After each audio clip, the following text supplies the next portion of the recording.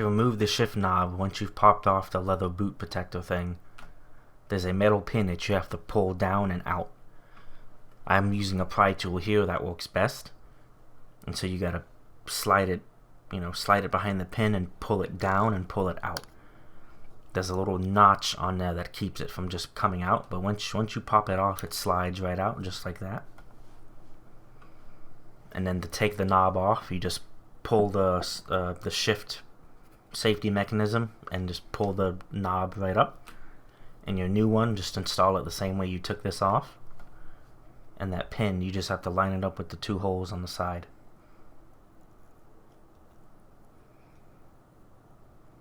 And you want to make sure it clicks, that way you know it's seated correctly.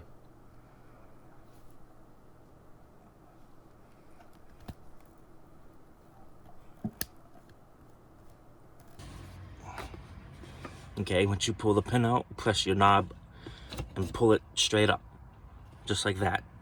And your new knob will slide right over. Your new one, just slide it over top.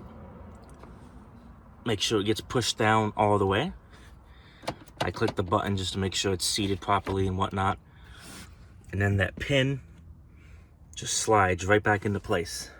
It's kind of hard to do one-handed, but you just slide it in the same way you took it out. Okay, you can see I put the pin back in there. Now the knob can't come up, and then this just clicks back on.